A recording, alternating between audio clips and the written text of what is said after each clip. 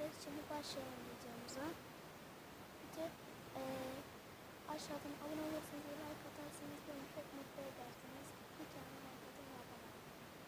Başlayalım.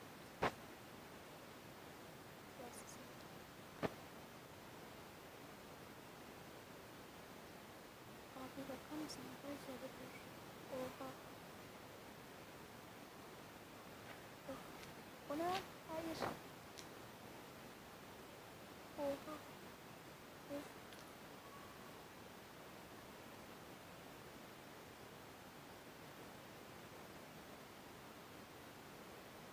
Oha. Of be.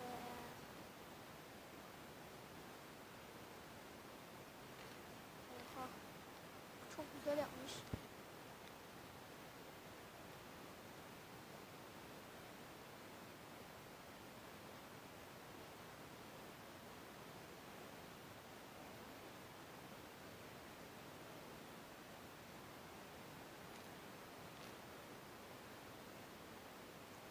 Of.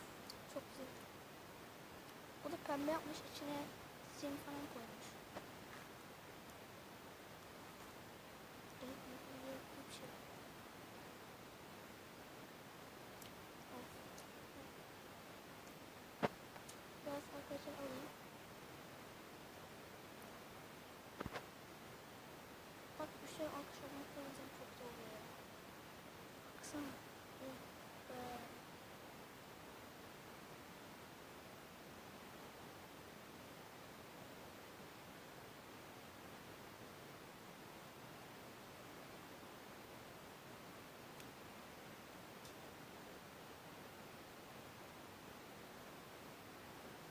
O acaba slime mı?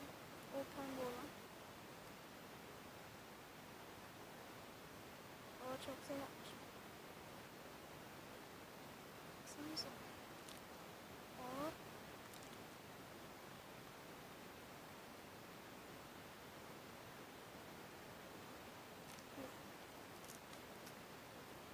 Bunun üzerinde yapmak çok zor oluyor ya.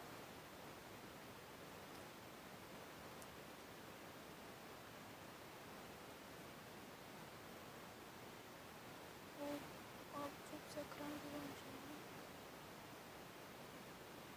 Abi çok güzel olacak arkadaşlar. Yani. Of. Of.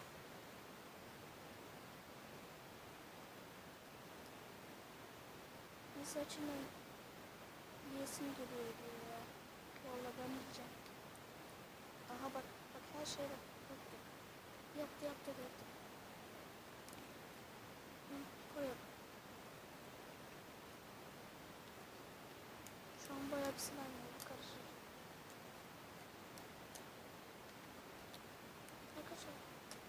Arkadaşlar bir şey diyeceğim size. Üzgünüm. Uzun süre video gelmiyor ama gelecek.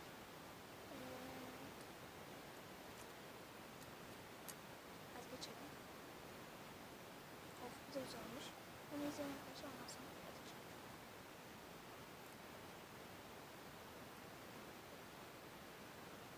Bir de bu pamuk gibi bir şey. Size çok güzel. Ben de bir tane aldım arkadaşlar. O da yani pek güzel olmadı. Bak çok güzel, bak rengi çok güzel ya. Baksana. Heh, böyle yapmışlar. Oh çok güzel. Neyse arkadaşlar, videodan sonra geldik. Eğer like